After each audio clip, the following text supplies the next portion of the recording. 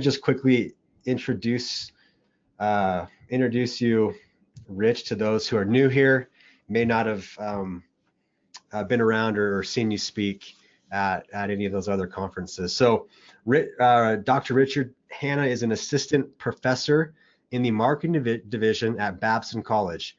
He is an expert in marketing research, promotions, and digital marketing. His current research examines how games used for promotions influence consumer choice and reaction to product information and branding. Professor Hanna has also conducts research in consumer decision making, technology usage, and ethics and leadership. Rich, if I missed anything, feel free to fill in the cracks there. No, we're good. If we're good, without any further ado, let's jump in. I'm going to give you, I'm going to give you professor control, or not professor, but presenter controls. Thanks, Trevor. So good afternoon, everybody. I just came from class, so I'm I'm still in full teaching mode. I want to talk to you today about using certifications in digital marketing class. I call it the good, the bad, and there's no real ugly, so it's just everything in between. I've been teaching digital marketing now for probably about 5 or 6 years, and I've been using certifications for most of that time. And I'd love to share with you some of my experiences today with that, and some of the things I've learned from speaking with other instructors who also use certifications. So let's see. So my game plan is just essentially, for those of you who may or may not be familiar with some of the certifications, go through some of the basics of some of the more popular ones and the ones that I'm the most familiar with, and then go through a little bit of the good and the bad, and then talk about some of the decisions that need to be made when using a certification, and then give you a prescription for how I actually use it in 2 different classes.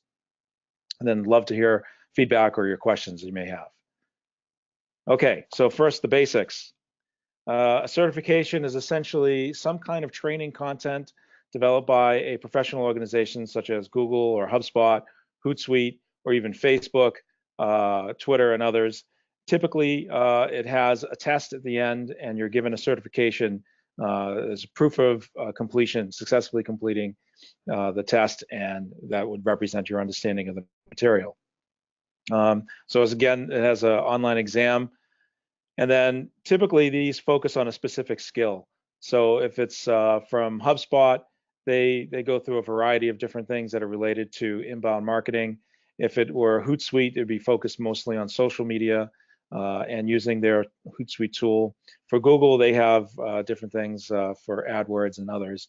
In fact, with that, why don't we just go through it? And again, the certification that you get at the very end is just proof that you successfully completed all the materials. And that said, these tests that they often give are not that easy. So it's not unlikely that someone could actually not pass the test. So here's the example from Google. Google has created what they call the Academy for Ads. And this is the sign-up page. And this is where you start if you want to do any of the Google training, like Google AdWords or get the Google Web Analytics or any other kind of certification. If you log into the Academy for Ads, this is the page. And as you can see, as you scroll to the middle, they have training sessions for how to run your business using Waze, using YouTube. And then below that, they have the actual certifications for Google AdWords and so forth. Here's a little closer look so you can maybe a little easier to see. So these training sessions at the top, which are more general, typically don't have a certification. They're just training sessions that you can take, a series of videos. Here's the curriculum for Google My Business Basics.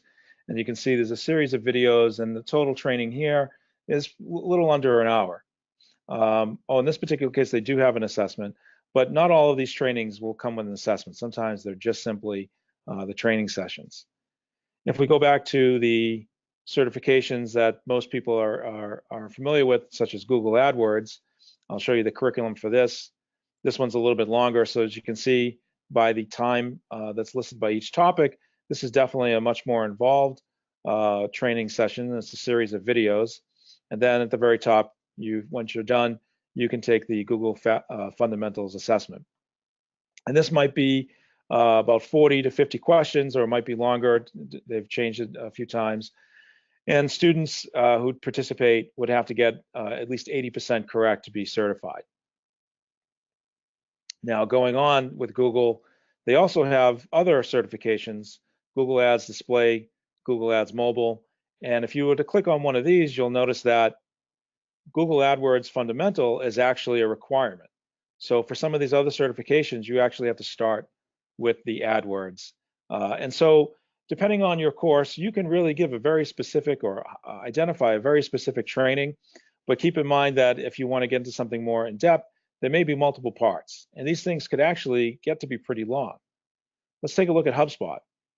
So HubSpot, this is the main page for what they call the HubSpot Academy.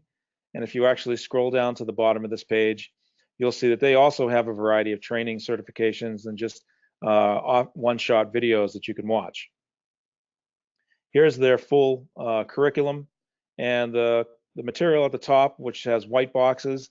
Most of these actually do not contain a test. They're just training, whereas the ones below all have some form of certification involved.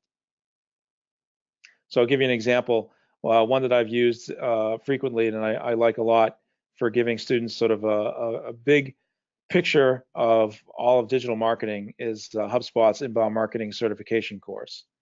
And here's the curriculum.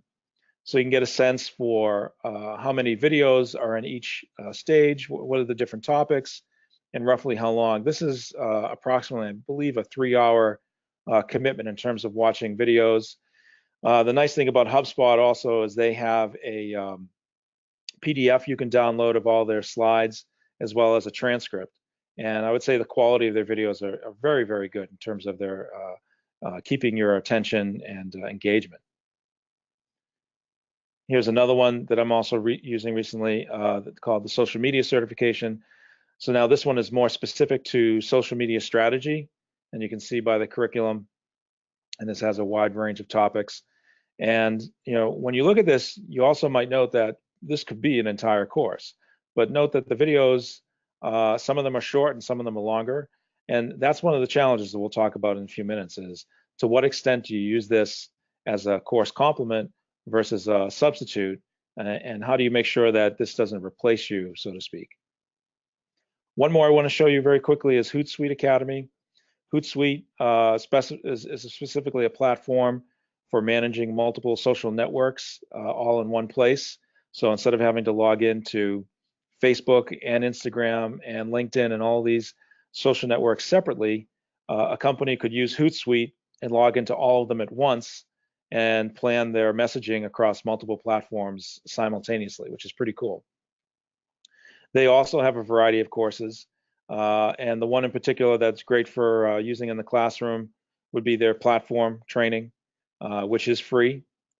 But and you'll notice in this case this has 2 chapters, and they have a optional certification which costs $99. Now, the last time I used them, which was about 2 years ago, I believe that they waived this for academics and for students, but I'm not sure what they're doing today, and I apologize for not having that answer up front. But this is if you're teaching something that's more related to social media, this might be a great training tool to use and to consider. So for later, when you download or you have access to this, I've put the links in for these 3 in case you want to check them out further. And also you can obviously Google them and you'll find them. But I wanted to also mention 3 others that I've come across, but I haven't used personally. One is Facebook Blueprint. The other is Twitter Flight School and Bing Search. As you can imagine, these are, again, very specific to their platforms. The Bing Search is a little bit like the Google Academy for Ads, but more focused on using search in Bing. And so depending on what your focus is, there's a variety of certifications out there that you can use. All right, so here's what I would say is the good side of using certifications in one of your courses. It's a great resume builder for students, especially the more recognizable brands such as Google and HubSpot and Hootsuite. And so students can put it in as a line item, and it helps in terms of having that conversation and letting a potential employer know that they are familiar with the popular tools. It also might be table stakes for some of these jobs as well. In other words, that employers assume you know how to do these things. And this is a student's way of saying, yes, I'm Google certified, or I understand how Google AdWords work, or I understand CRM and some of the other tools. The quality is generally very good, especially I can't recommend both the Google and HubSpot certifications enough. I think they've done a great job.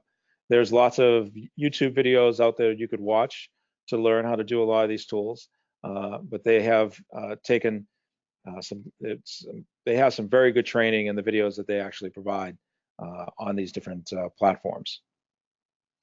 This is an opportunity also to flip the classroom. So if you want a chance to have the students learn on their own and then spend some time in class actually practicing or creating ads in social media or doing some of these other activities, this is an opportunity to buy some class time back for you, so you don't have to instruct on everything.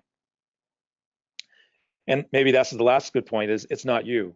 And while I'm meaning that in some ways a little bit as a flippant joke, but on the other hand, it gives some diversity, or changes things up a little bit, so that the students get a chance to see someone else and then they see you.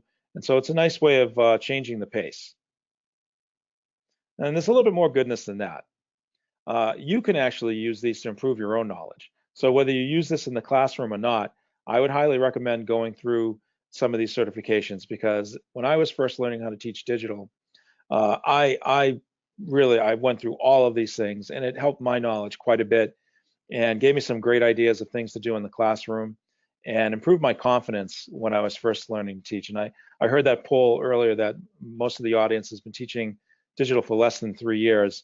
I can't encourage you enough to test these things out, because it helped me immensely. Also, the specificity of some of the training gets dull in the classroom. For example, trying to teach how to use Facebook and create the actual campaign in Facebook. If you've ever had to teach software, using a software in the classroom, you know how everybody moves at a different pace, and that can be really challenging. So HubSpot actually has a whole training program on doing Facebook ads. That's fantastic. And it pulls out what could be a very slow class into something the students do on their own. And I also use this for class credit. So it's a way of building in effect, a homework or some activity that I can use their scores on these certifications as a grade, or just the fact that they completed it. And also, again, like I mentioned in terms of the resume builder, for many cases, especially in the case of Google, there's an opportunity to learn how to use a recognized product, and that's really important. Of course, there can't be good without some bad, and there are some bad things when it comes to using certifications. So what I mentioned as a plus, the branded product side of things, that can also be a negative, because sometimes the content might direct students too much towards the product itself. And so finding a way to fit it into your course curriculum can be a challenge sometimes. So we're making sure that there's an exact match. If you are having students take the certifications, well, you won't be surprised that some students will game the system. In other words, they'll cheat. For example, while you're taking some of these certifications, it is possible for you to Google the answer. And so maybe some kids don't watch the videos and instead just jam their way through the certification. Also, students will wait until the last minute to do these things. So if you set a deadline, and let's say it's the middle of the semester, you can guarantee that at least a third of your class will wait until the night before to complete this, which in some ways defeats the purpose of learning it so that it can be applied to other material in the class. So making sure you're aware of when students will do it, and if there is a certification required, you have to make sure that you actually remind the students. For me, I had a certification for my students that was due this past Monday, and typically when you complete one of these certifications as a student, or anybody completing the certification, there's often a 24-hour period before you get proof from the platform saying that you are indeed certified. And so if a student finishes this certification at the very last minute, they're not going to have proof on time. And I warn the students that that will be considered a late assignment. So these are just the little things that come up, and these bads can be converted to goods with a little practice and experience. And so again, proving certification, tying into that last one, some of the systems offer a very nice certificate with the individual's name and a date so that you have very specific proof that they completed it. And in some cases, you might just get an email, or they may not even, how they get the certificate is not clear. So you want to make sure that you understand at the end of a certification how it's actually distributed to the person who's taken it, and make sure that you're clear on the format so you know how that you can prove that the person actually completed it. Again, this doesn't prove that they didn't game it, but at least you know it was the individual that, or at least in their name, that the certificate was taken. And I'll say integrating ain't easy because again, you have to look at the content. How much does the content actually fit or match your class? To what extent is it replacing things that you would do? And making sure that you're consistent. One of my early experiences was I used a different terminology than that was used in a certification. And so that got to be really fun when it came to test time, and my students were using different words than I was expecting. And you know, obviously that can be embarrassing. So making sure that you know exactly what's in the certification and making sure you've fully integrated into your class, or cut out the parts that you feel are not important for use in your class. And one last thing, and this ties back to the resume builder. These certificates prove knowledge, which is great. And like I said on an earlier slide, these are table stakes, which are very important. But a lot of employers are going to be looking for practice. And so they're going to make the argument, well, you learned this, but what's your experience actually doing it? Because doing it and knowing it are two very different things. So it would help if there's a way that you can add some form of practice to go in addition to requiring some use of a certificate. All right, so with that in mind, let's talk about the decisions that you would need to make. So decision number one is, to what extent, what is your role in using the certificate? And what is the certificate's role in your class? Are you using it to complement material that you're teaching, or are you going to use it as a substitute for you teaching it yourself? And so the challenge here is that materials, as mentioned before, may not match exactly what you want in the class. So it's important to say, okay, is this exactly what I need, or is this partially what I need? And maybe picking and choosing, because you can do that. If you don't require the entire certificate, you could actually pick and choose which videos you require students to watch. But I would argue that this is a great opportunity to flip it, that there are some topics where you could have the students learn on their own using the certification materials, and then give them an opportunity to practice in the class, whether it be using an experiential project or discussing a current event. Or the other possibility is you do both. You introduce the material in the class, and then you let the training reinforce what you've taught them in the class. And I've played around with both, and depending on what I'm doing, I might do a little bit of a mix of each. Now, which topics? This is often a challenge, because what's interesting is this has really changed quite a bit over even just the last 3 years. When I first started teaching digital marketing, Google only offered one certification, and that was the combination of AdWords with a search certification. You had to do both, and it was a very lengthy process. And in the case of HubSpot, they had primarily the inbound marketing certification. But today, as we saw earlier, each of these companies has multiple training sessions and certifications. So it's a lot easier to find a topic that could fit within your class. The important thing is actually just going through the material and making sure you know what's there. So with this expanded library, it's a huge boost in being able to find a variety of content. And in some ways, and this will actually be a decision we'll talk about later, we have to overcome the desire to use too many of them. So one of the things to think about is general ideas versus specific practices. I think if it's a general idea, I prefer to try and teach that myself. But a specific practice, I might leave that to the experts and maybe introduce it in my class, and then let the students get more in-depth training by taking the certification.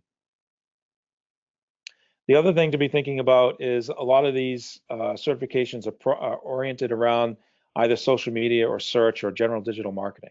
And that can actually be helpful, because if you're teaching a social media class, you want to lean towards the certifications that are specifically for social media. if you want students to actually have practice creating and distributing social media, Hootsuite actually might be a really good option. And they also have some social media training as well. But if you want to give them just a basic idea of how social media works, HubSpot has a lot of great materials. And on the search marketing side, you're not going to beat Google. Now, another decision is, do you give class credit or not? And so I feel that if you don't give class credit, what's my motivation? I think that the students have to have something at stake. Now, it doesn't have to be a lot of credit. It could be something as little as 1% or maybe 5%, depending on the depth of the certification and how involved it's going to be in the class. But I do believe there has to be some kind of consequence of not completing it. And so using some form of class credit is really important for that. Here are some options you might consider. So a lot of these certifications will give a score, and you could say the score is your grade, and then obviously you have to decide what weight this will play in your class. This is good, but some of these, most of these certifications are based on multiple choice questions, and I'm not a big fan of using the actual score, especially where I know there's a possibility of students potentially gaming the actual quiz. I've talked to some faculty who have actually have their students take the certification in class as part of a test. So that way they can actually see the students taking the quiz themselves. And there's no opportunity for them to use Google or some other search tool to find the answers. And this is great. And this is where, using the actual score does make sense.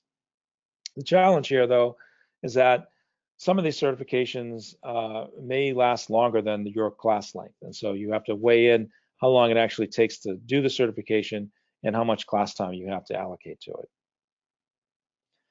The other option is you have them take it as a pass-fail. So they pass in the certification as successfully completing it, and they get a pass, which means they would get full credit on, say, 1% or 5% of the course. Or if they don't pass it in, they fail. And you might be surprised. I have had students not pass it in and lose 5 points in the course or 5% of the course. The other thing that is more likely to happen is you'll have several students pass it in late, in which case then they don't get full credit. The other option is you could, after you've taken the certification, you could borrow some of the questions or create similar questions and put them on your own exam and allocate that part of your own exam to being the credit for taking the certification. And so I'm sure there's many other ways, but these are some of the things that I've talked to people about or played with myself. Okay, now, as you'll see, once you start diving into HubSpot and Google, there are so many certifications that you could actually use. And so you might say, well, gee, how many should I use? What's the best number? Is it 1? Is it 2, 3, or more? Don't laugh. I've heard of some folks using actually 5 in a course. For me, that's probably a little bit more than I could handle. As I'll tell you in a moment, I think the optimal number is around 2, 1 or 2, but it depends on the structure of your course and to what extent you're flipping the material. In my opinion, though, if you do too many, it takes away from your authority. That's why I like a smaller number, because I want to make sure the students know that I'm still the expert, but as an expert, I recognize that this is very good material, and why try to recreate the wheel when there's a excellent material that we can borrow. So my recommendation ultimately would be 1 to 2, and depending on the content of your class. Okay, the last piece, knowledge versus practice. As I mentioned to you, I think a lot of these certifications are table stakes, but an employer is still going to ask the question, do you know how to actually do it? Have you actually practiced it? So one way of practice is, and as you probably learned in the earlier presentations, is experiential learning, some kind of client project. So I will say practice is extremely important, and I draw upon one of my favorite movies, The Kingsman, where they say, manners do not make it the man. Well, I say certificates do not make it the digital marketer. So practice is needed, and I would recommend considering using some kind of simulation or a client project to give students an opportunity to practice the things that they've learned in this simulation, as well as the other material that you've decided to cover in your class. So now that I've told you all the things that to think about, let me give you an example of what I do currently. So right now I teach a digital marketing course, and I teach this both as I teach an undergrad version and a graduate version that are 14 weeks long. And I'm also teaching a wholly online to graduate version that's only 7 weeks long. And in both of these, all these different formats, I actually use 2 certifications.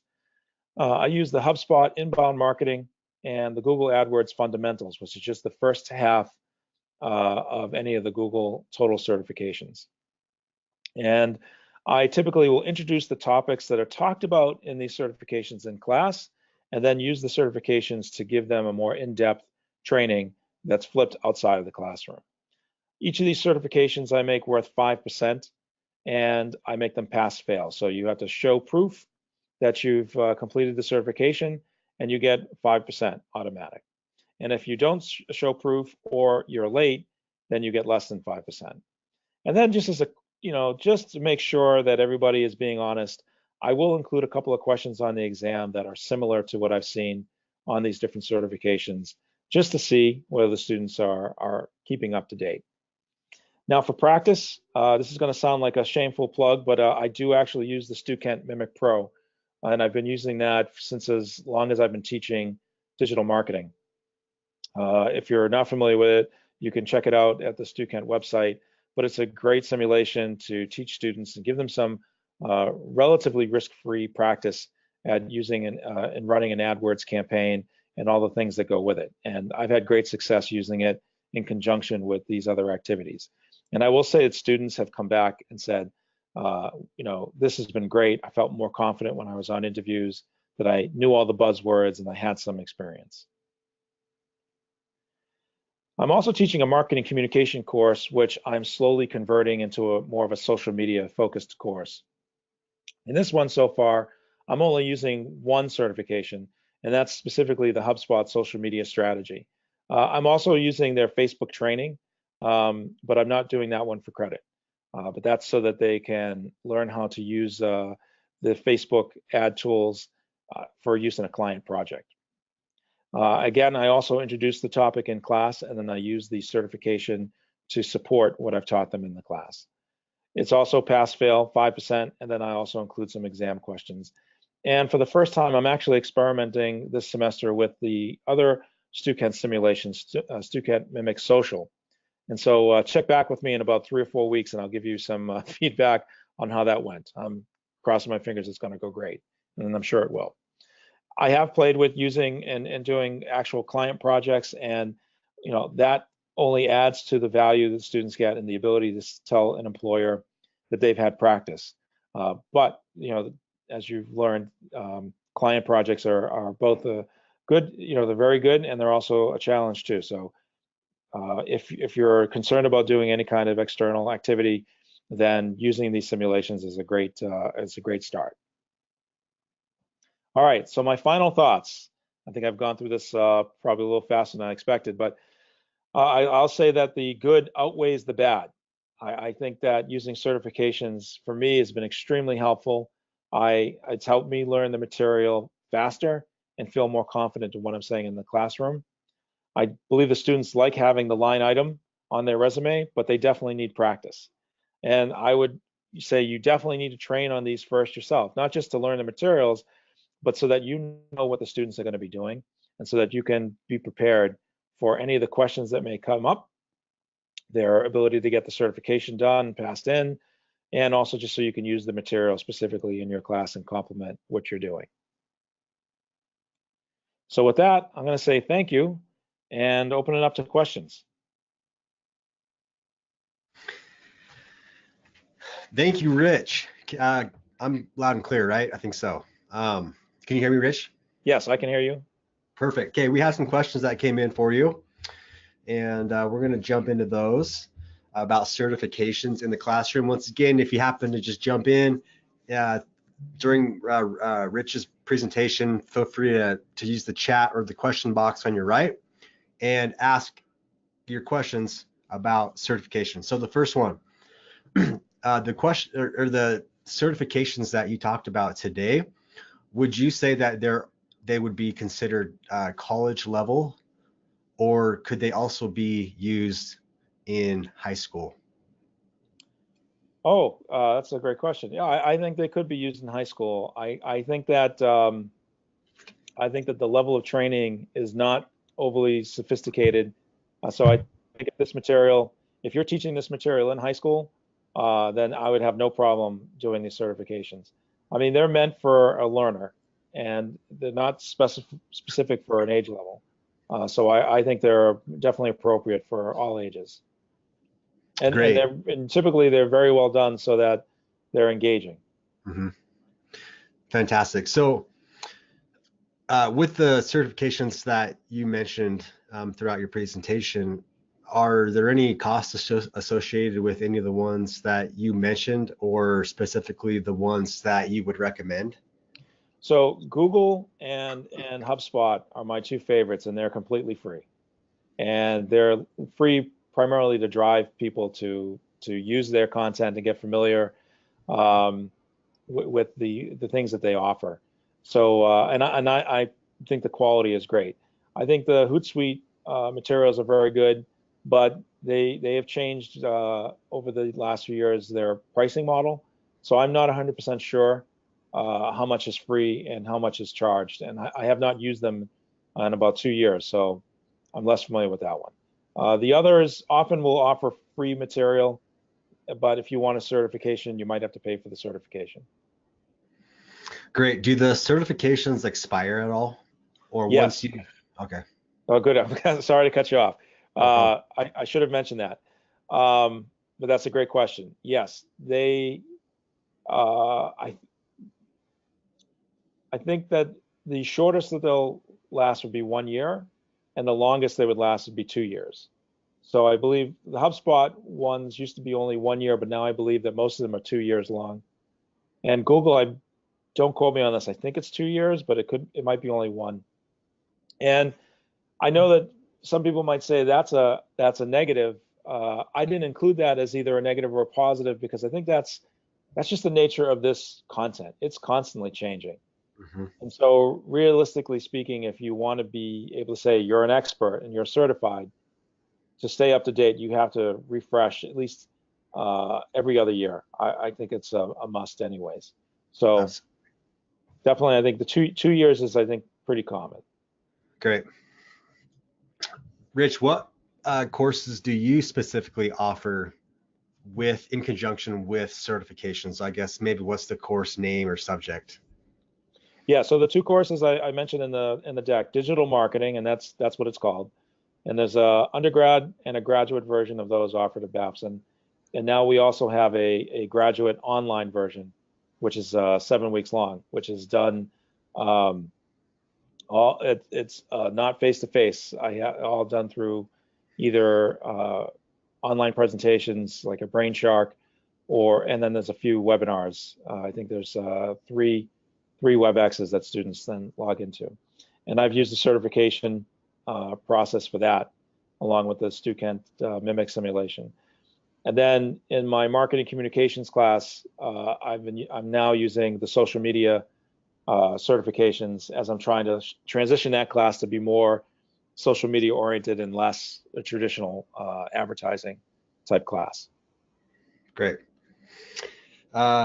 We've coming down just to the last couple questions. So if there are any more out there, please get them in. So we've talked a lot about digital and social media marketing courses, but what about a principles of marketing or an intro to marketing class? From your experience, are there any of the certifications that you've referenced that you think could fit into one of those beginner, intro level marketing classes? I probably would lean towards looking at HubSpot. So here's the challenge with, I would say, all of them now, in particular HubSpot and Google, is as they've expanded their library, they have so much content that I find it a little bit difficult to figure out which of the certifications I should actually use, because they're based on the titles. There's actually some overlap. If I were going to do a principles class and I wanted to give students a good sense of what is digital marketing, I would consider using HubSpot's inbound marketing certification.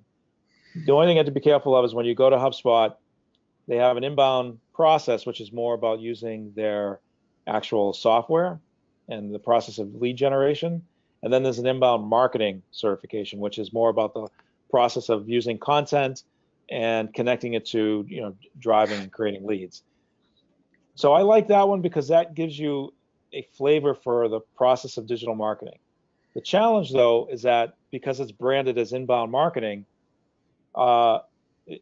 it can create some confusion as to, so what's inbound marketing versus digital marketing, and how do all these other things fit? So I think, again, for a principles class, if you knew exactly the topic you wanted to flip and you can find it, and I'd be surprised if you couldn't find something related to it in either Google or HubSpot. It really comes down to, are the topics covered in the actual certification the ones you want discussed in your class? I'll say that it's going to be harder to find a great fit for a general marketing class, and easier to find a match, or at least integrate it into a pure digital class. Awesome, thank you. Rich, do you have a prerequisite to either of your classes? Any of your courses? Just the intro to marketing class, the principles class, both the graduate and undergraduate. And for all the courses I'm teaching, since they're marketing electives, the only requirement is the principles class. I will say, so Babson, we also offer a marketing analytics course. I'm not currently teaching it, but I've sat down with the professor who does it, and we've compared notes. And because, as you can imagine, in marketing analytics, they're also doing some web analytics and some of the Google certification activities. So I think it's great if you know that at your school that they offer some form of analytics course, to sit down, or at least get a copy of the syllabus so that you can see what they're doing and make sure that you're complementing each other. And that's the one thing I can say we've successfully done here, is that through our coordination, there's a little bit of overlap, which is fine, but I'm in my class presenting some of the analytics from a marketing decision making, and whereas in the analytics class it's purely from a quantifying and assessment. And so I think we've done a pretty good job of coordinating with each other, so we're a complement to each other, and that's helpful.